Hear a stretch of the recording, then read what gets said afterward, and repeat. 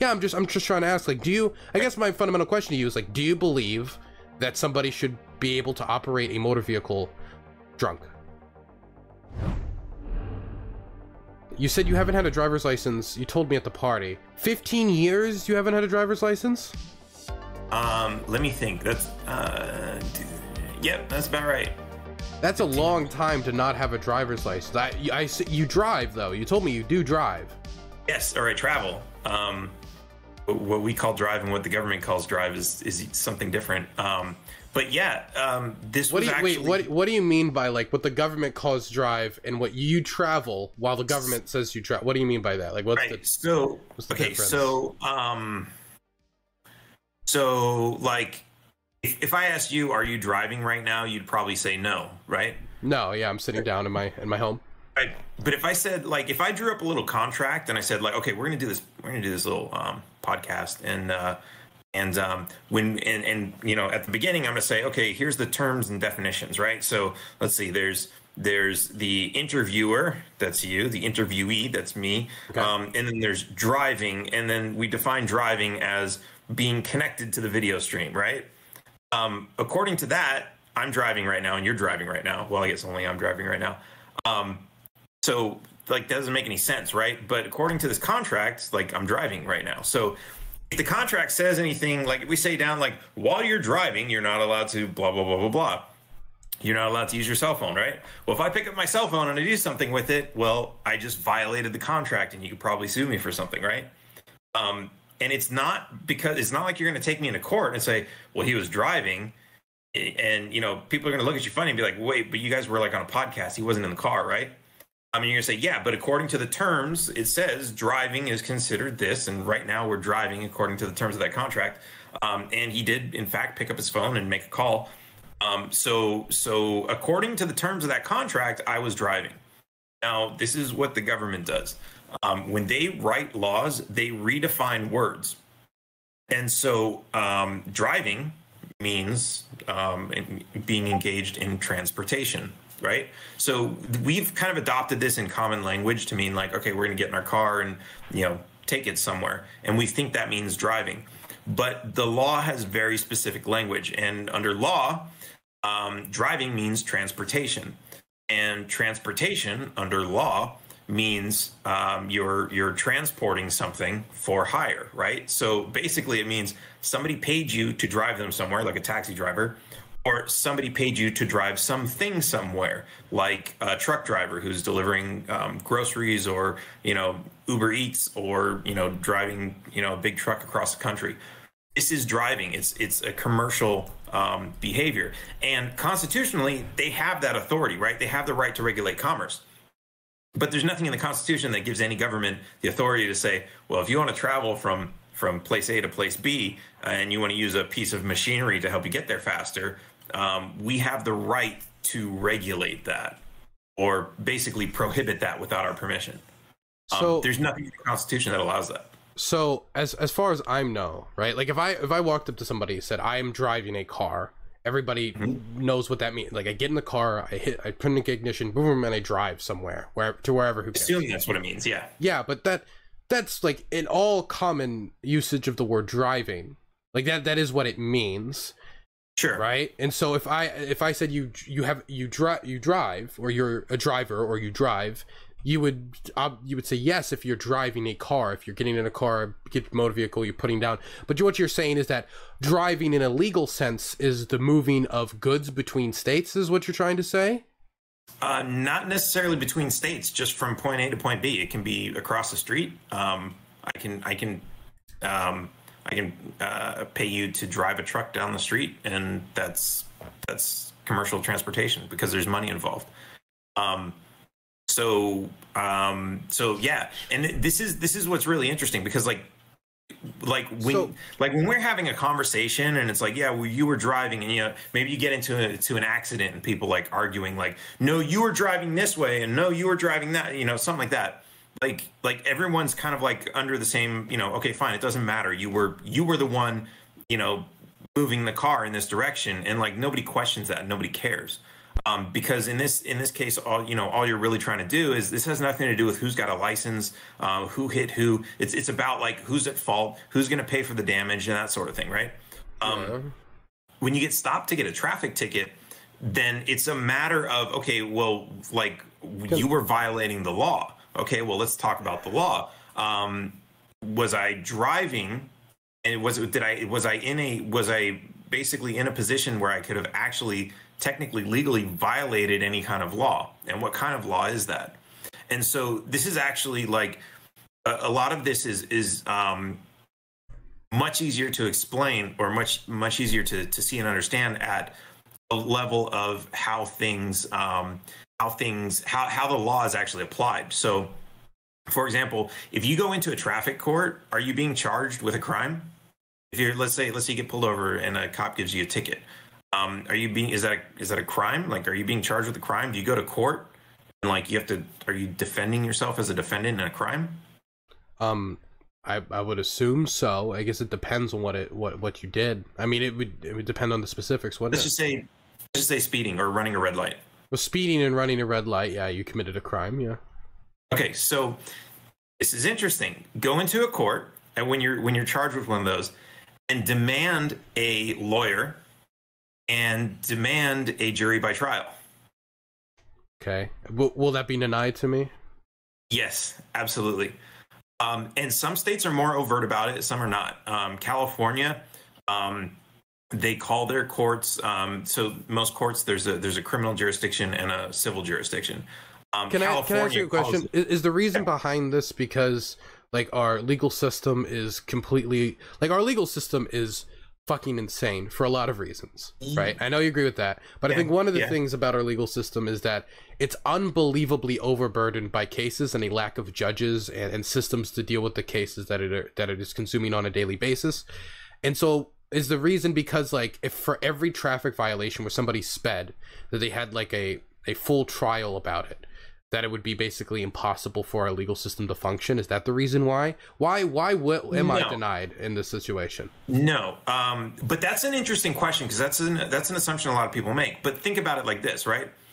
If a prosecutor came into the room and said, "I've got 1,000 people, and they all committed murder, but we don't have the time or the resources to give them all like a full trial, so let's just throw them all in prison."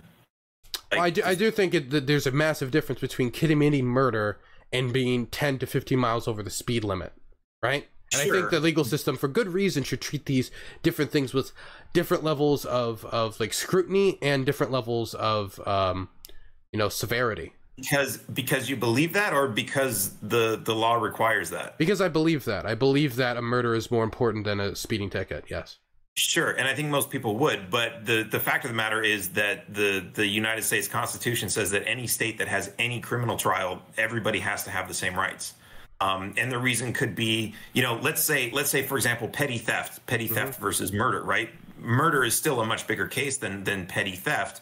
But at the same time, do you think that people who commit petty theft or are charged with petty theft should not have the opportunity to have a lawyer or a jury trial just because it's a lesser crime? I think everybody should be able to have a jury trial, right? So have a lawyer. So now it's a question of, okay, well, so where are we going to draw the line? And then it becomes, the whole. You could make that a pro-life, pro-choice argument where it's like, okay, 1 week yes, or no, sorry, 1 week no, and 5 weeks yes, and like, okay, where's the line? And let's just I want to get back to I think we're kind of, sure. I think we're both being a little pedantic here. We're getting into like the really nitty gritty. I wanted to get back to this idea about the driver's license. Do you think the state shouldn't govern people's like conduct when it comes to cars? Like they should not be allowed to say, no, you cannot drive, Mr. Blind Man. Like you do not have the authority to drive in America. You will kill people. Like, do you think the state should be allowed to say, you can drive and you cannot? Well, no, not unless somebody has done something where, like an actual, maybe some sort of crime where they have done something terrible where they need to have that right taken away. But, you can look at it. I mean, you give an example of a blind person. How many blind people want to drive? Well, I guess a better example would be maybe a drunk person. There's a lot of drunk people who want to drive. Right.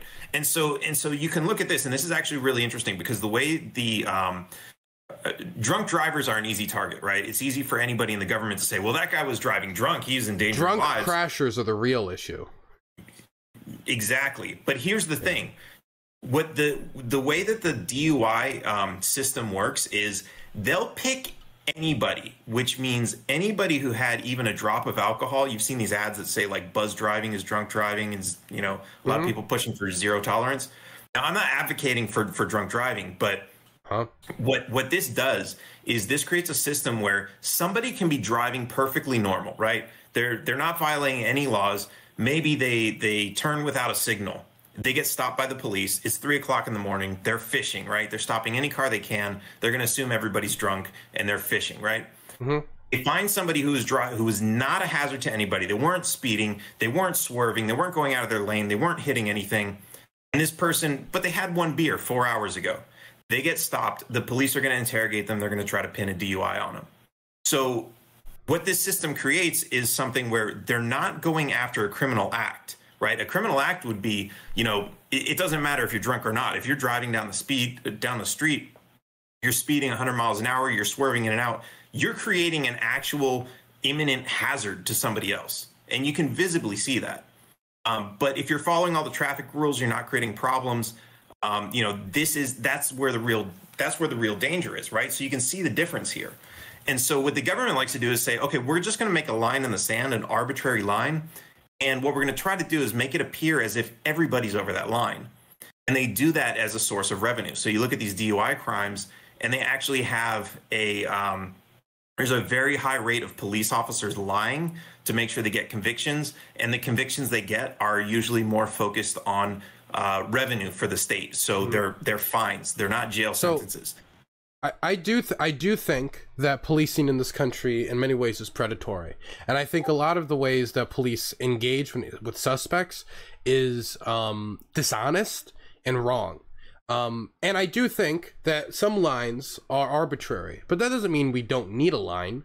At some point, there has to be a line in the sand for like amount of alcohol in your body and you going out and driving, because we do know that alcohol compromises somebody's motor function, and you need clear, decent motor function and able to be able to operate a vehicle that is thousands of tons and could like run over multiple school children and like kill a bunch of people.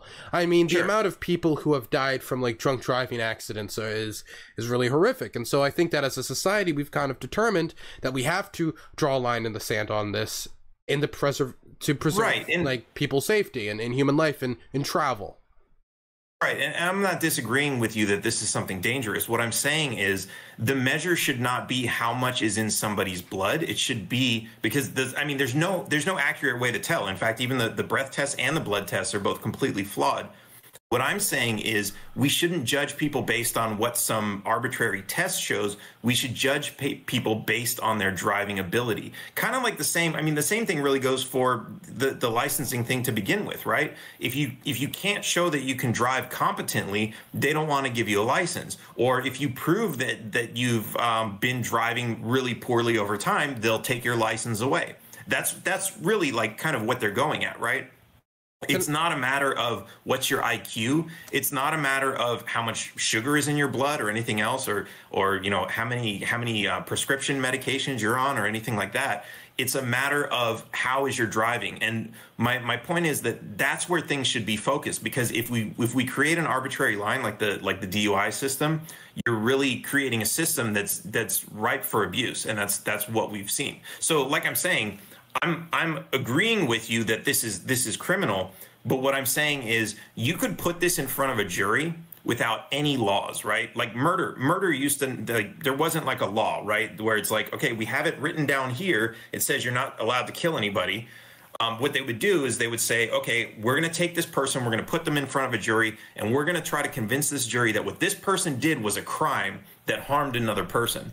Or you know, in common law, there's assault or recklessness, which is a very close potential harm to somebody. And so if you were to do this with drunk driving and say, hey, we want to show you how this person was driving and how they were swerving and how they were crashing into things. You put that in front of a jury and the jury would say, yeah, that person was dangerous. Lock them up. Do something about that person, right? That person is guilty. No questions.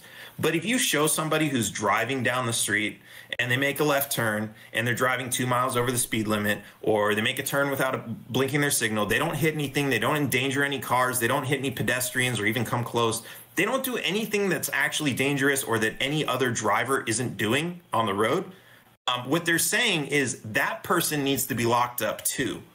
Not because you could put them in front of a jury who says, yeah, that person's driving was scary and dangerous, but because you're telling the jury, well, they passed an imaginary line with this imaginary number that we read out of an imaginary machine, and therefore we should take their money. I guess for me, like, it's like 1/3 of like crashes like involve like an impaired driver because of like alcohol or like the consumption of one of these things that like fucks with somebody's motor system. Like a very high percentage of these crashes are coming from that, and so it seems like one of the main. So I don't want to see those statistics, but like a lot of the statistics I've seen, they are like terribly. I mean, like you understand that like when a politician has an agenda, he takes statistics and he'll manipulate them to his benefit, right? So you have politicians who are pushing for zero tolerance alcohol policies, and they do the same thing with a lot of these alcohol statistics. So like, yeah, there are a lot of people who are driving drunk who cause problems, but you also have a lot of people who are there. Let's say, for example, you have NHTSA reports alcohol-related accident or auto fatalities, right? If a person passes out from a heart attack and crashes into a drunk pedestrian, that's considered an alcohol-related fatality. So and not to say that happens a lot, like enough to like skew those statistics all over the place. But a lot of those statistics are really absolutely skewed. And if you look at like, I mean, let's say this, right? Let's forget about like alcohol for a second. Okay, but I didn't really even get to finish my statement. Sure, go ahead. I just, what I was trying to get at is it seems like one of the main issues when it comes to crashing in this country seems to be people going out to the bar, as many people do after a hard day's work, getting wasted, and then they need to get home. Now, a lot of things I think have contributed to that going down. I think one of it is things like Lyft and Uber being more readily available has saved thousands of lives. And I think a lot of people don't give enough credit to companies like that, which have been readily available. Having that option means a lot more people can go home. But a lot of other things, for example, like ignition interlock laws, like these where you have to like breathe into it in order to start your car if you've shown yourself to be somebody who goes out and behaves in like an irresponsible manner with your vehicle when consuming alcohol, that has been shown to produce a decrease in the amount of drunk driving accidents in states that have adopted those types of laws. And so I think it does make sense if we can see that there's a pattern of behavior here that is leading to higher amount of crashes and drunk driving, that trying to target that behavior is going to end up saving lives, outside of just saying, well, once the crash happens, then we'll deal with it after the fact. You know, when we know that there's a type of behavior that leads to like lethal outcomes. To these two types of things combined, operating heavy machinery and getting drunk. Yeah, I'm just trying to ask, like, I guess my fundamental question to you is like, do you believe that somebody should be able to operate a motor vehicle drunk? No. I mean, no. Okay. No. Okay. But the question is like, where's the line? Like, it's that same kind of question. Is it? Because some people will say, like they say, buzz driving is drunk driving. If you had one beer 4 hours ago, you've probably got a blood alcohol of like 0.01. And some people will say that's too drunk to drive. Yeah, I think that's silly. Yeah, I think like 0.1. Right. I think there has to be a line. And I think that line should be usually when somebody's alcohol content reaches a point of drastically affecting, not even drastically, but affecting somebody's motor function on the road. But here's the thing. And like, so this is like, okay, you're saying based on this number, when this number gets too high to affect their motor function, why not just make the test when their motor function is affected?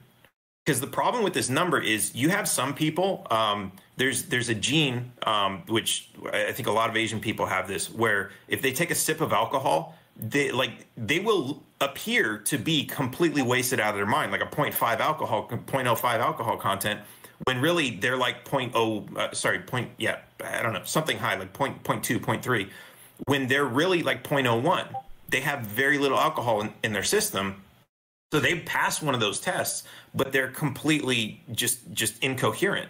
So according to, if you were to just set an arbitrary limit as some number, that person would be safe to drive. But if you were to, like you said, say, okay, your motor skills are debilitated because of the amount of alcohol, or not even because of the amount of alcohol. Let's say it could be drugs. It could be you just got hit in the head. And your motor skills you're incapable of driving because don't we have motor function tests though? We do the breathalyzer. We have they do the whole, like, you're supposed to stand there and like take one step in front of the other. Like, isn't that what all of that's for? So the problem with those is 9 out of 10 sober people fail those tests too.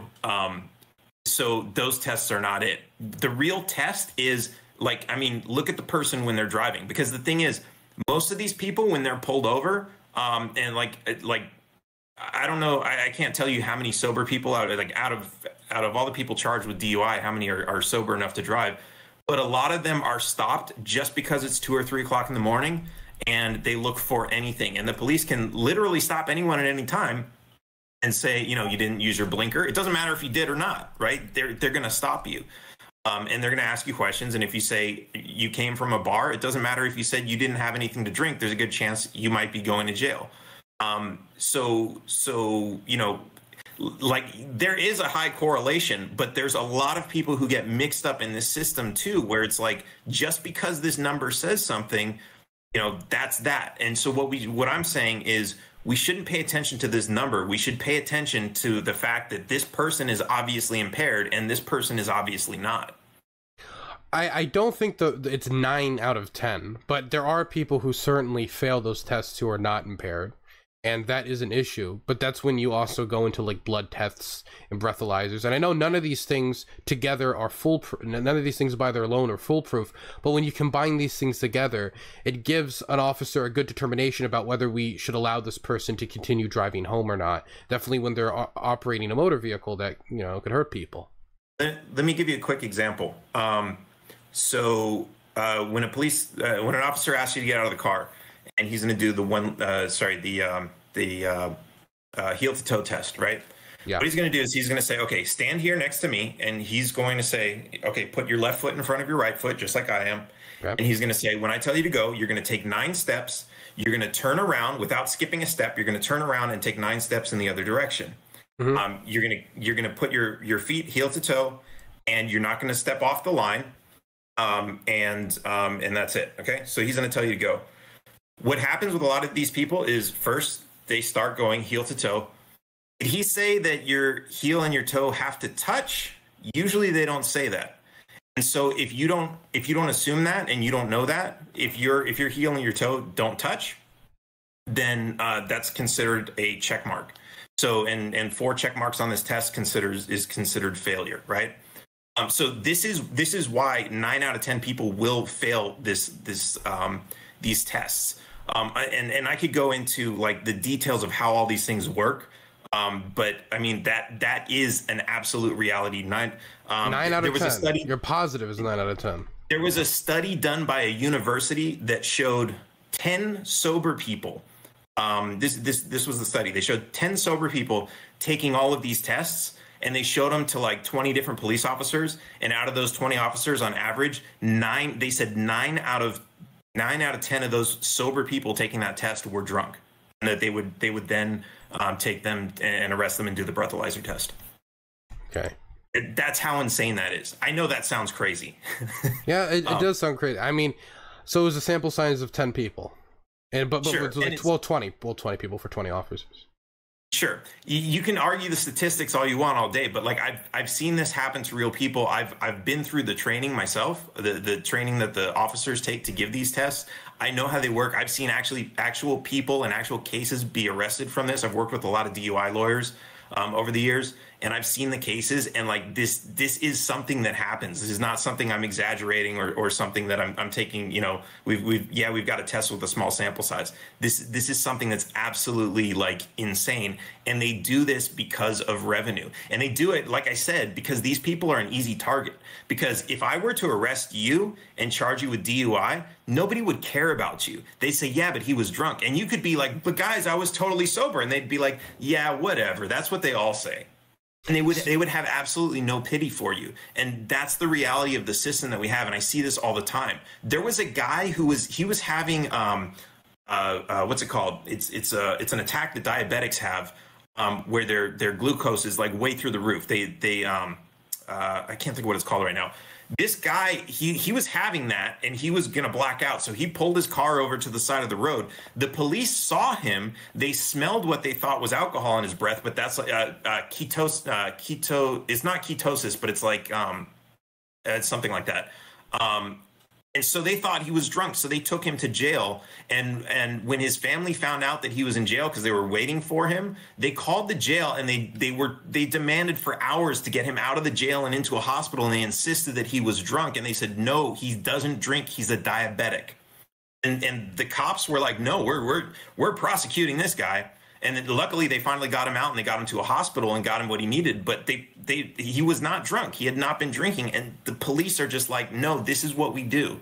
We prosecute people. And that person, if that person would have died in their custody, people probably would have just been like, yeah, but he was drunk. The police said so. So it's a really corrupt system. So I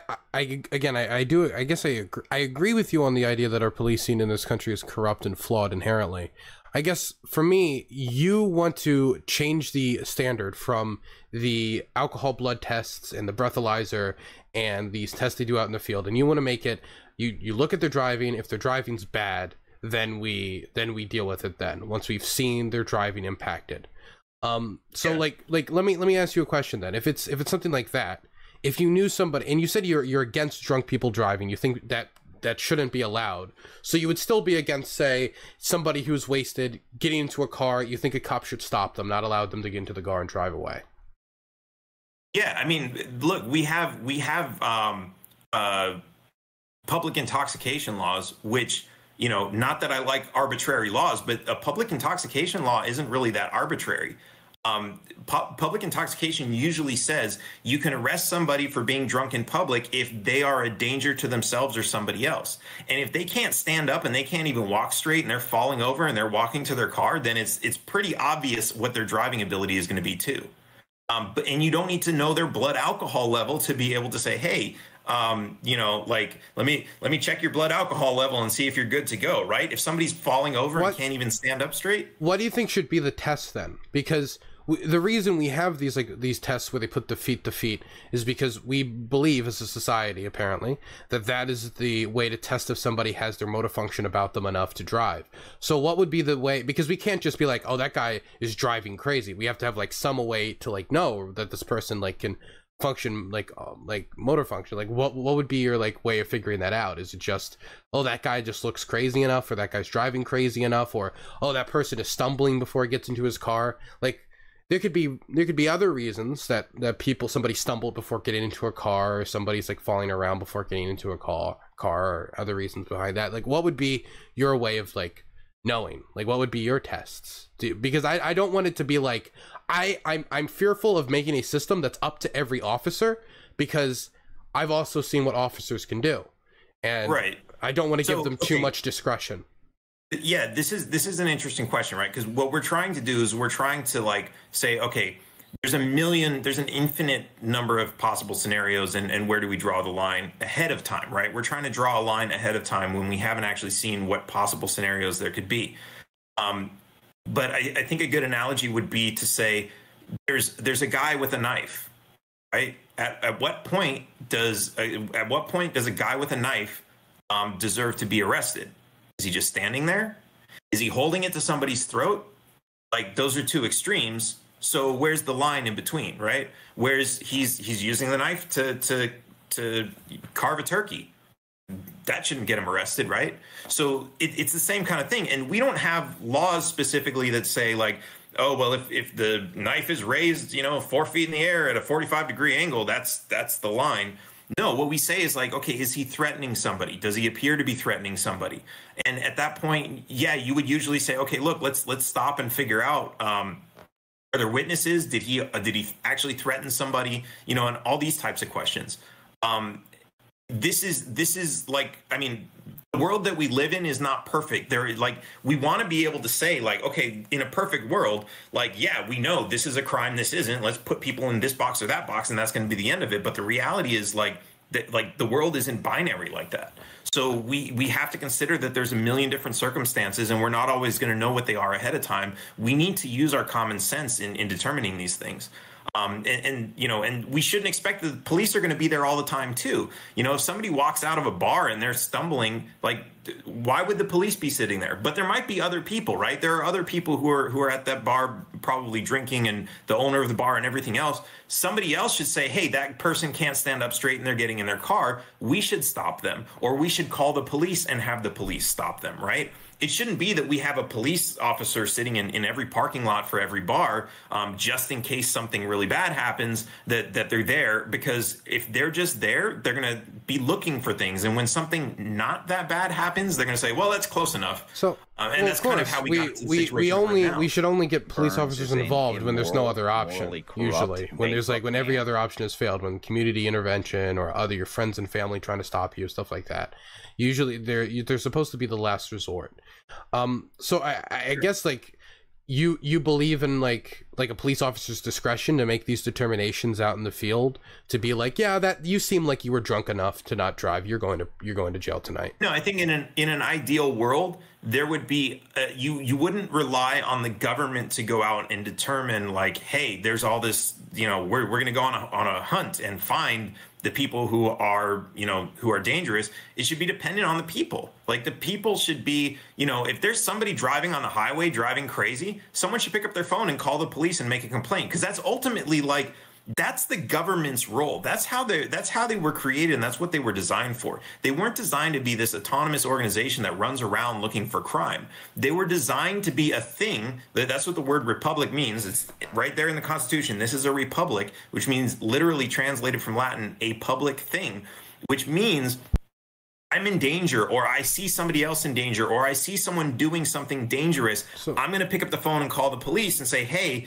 I need your help. I need to call the public thing and say, I need you to do something for me because I'm a citizen. You work for me, and I need you to stop somebody from doing something dangerous. So that's the way it should work. Are you against like highway patrol?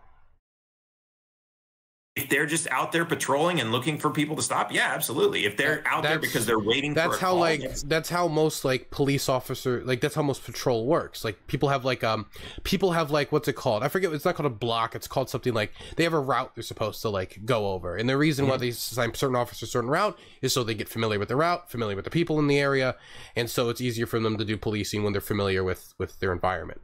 And they do this for highway patrol. They do this for like people just walking the block as like a, let's say it's like a cop with the baton twirling it, like the old 1920s like movie style, like you would imagine, like Annie or some whatever the fuck.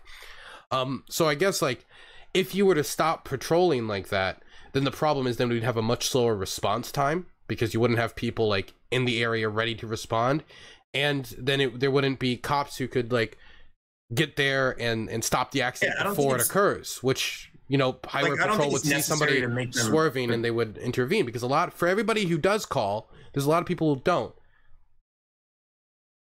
Right. But if the people aren't calling, is it not a concern for them? If something could think about that. I think there's a lot of instances, and this is I think sad thing about society, is there's been instances where people are drowning and people just take out their phones and film. There's been instances where people are stabbed in schools, and I see this all the time. I saw it in schooling that I was brought up around. People get stabbed and jumped and beaten, and like people take out brass knuckles and like permanently blind people, and people just like stand by and do nothing. Sometimes they don't even call a teacher. And so I understand this idea of like to believe in people's like better angels.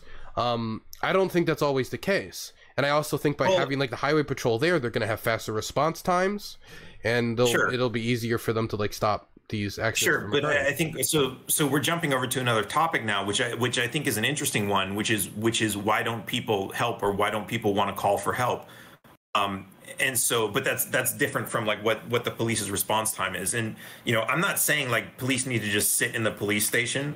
In fact, so I live in Mexico most of the time. And the police out here, they don't actively, I mean, I'm sure it's different in different regions, but like pretty much like, I don't know, like a few hundred miles radius from where I am, they don't drive around looking for people to break every little law and pull them over and give them tickets. In fact, like you can go, like, speeding safely, you can go much more than the speed limit and pass up a cop and they won't even blink at you.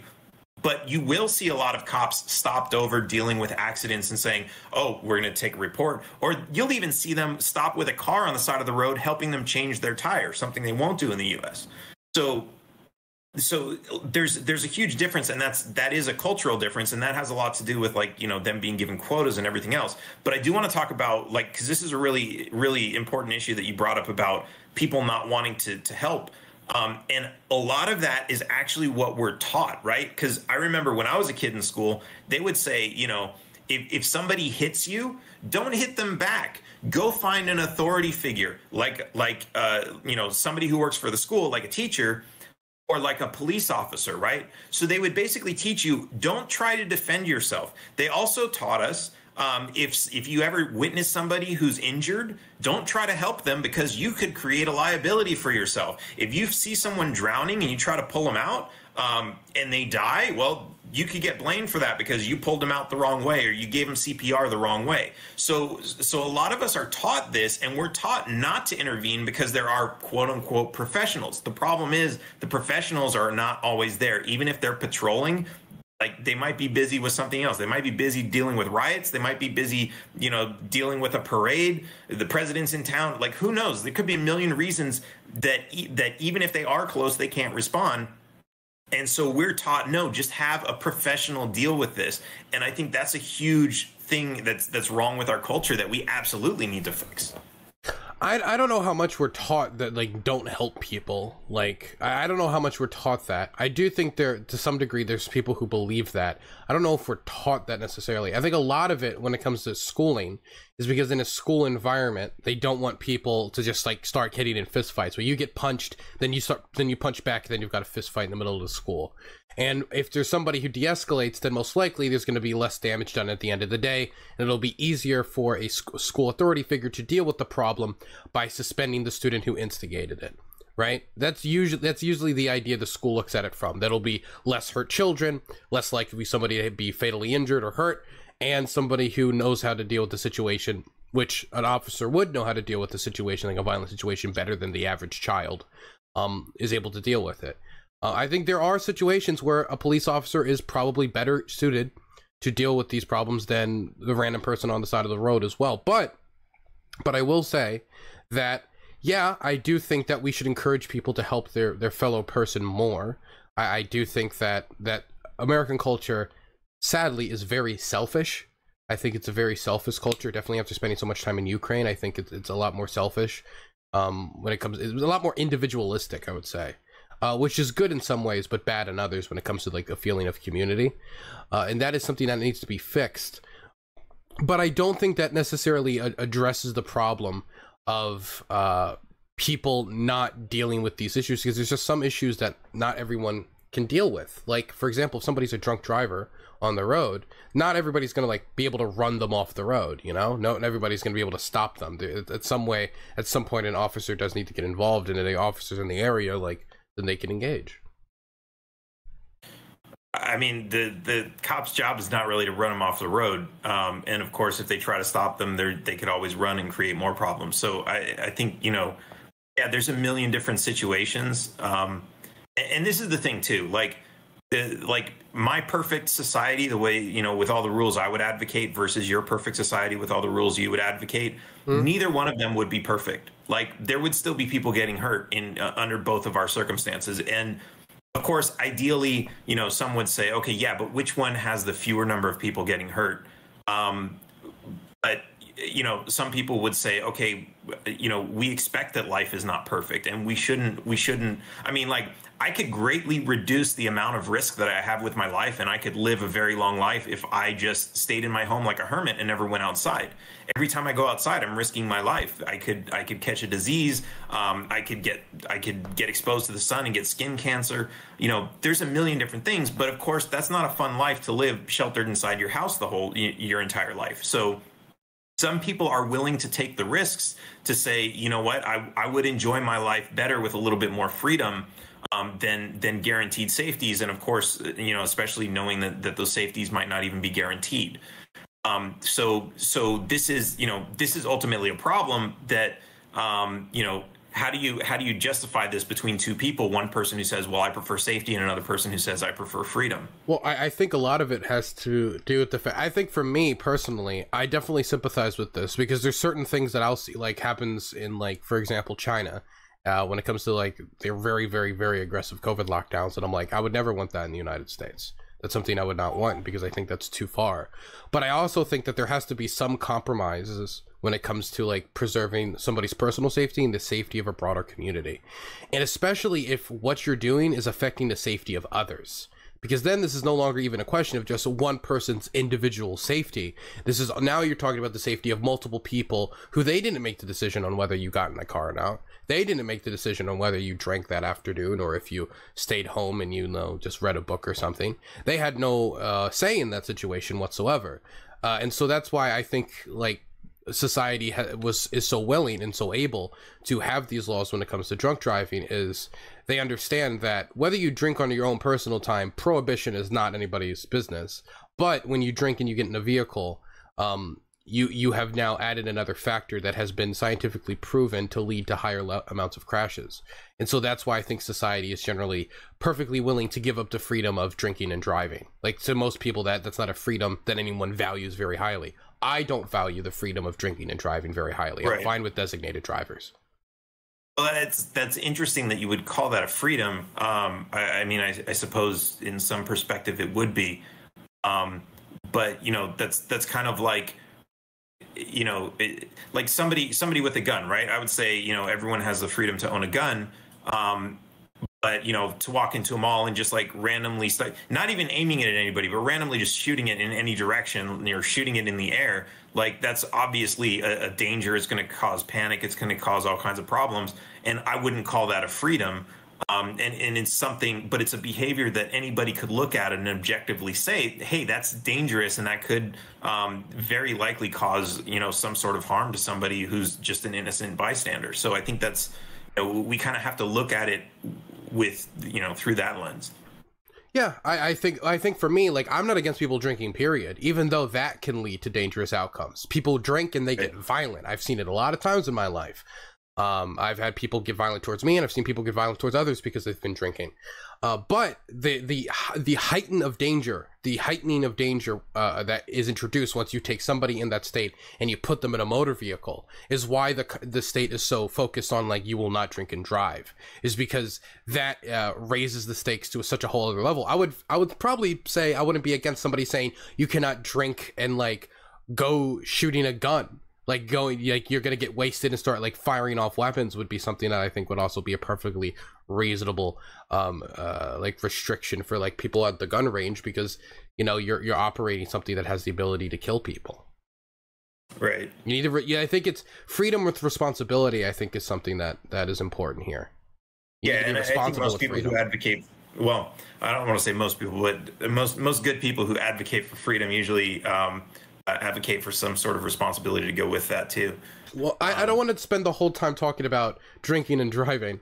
I think I do have a few other things I wanted to ask you about. And if you had anything you wanted to ask me about, I would always be interested in responding. But I wanted to ask. I want to throw this out real quick, just because I'm kind of bad at memorizing a bunch of numbers, especially I wasn't really prepared for that topic. But there's a really great book called Saying Yes, and they actually talk about, like, they talk about all kinds of drugs, but they do have a chapter in there on alcohol statistics and why or how politicians have blown those statistics out of proportion to, for a political agenda. So I would definitely, recommend checking that out. and check, looking over those, like I said, it's not going to justify drunk driving, but it is really interesting to see that like a lot of these assumptions of how dangerous it is or how big of a problem it is are really blown out of proportion. But okay. Yeah, I'm sure people can go check that out if they read books and are a nerd like me.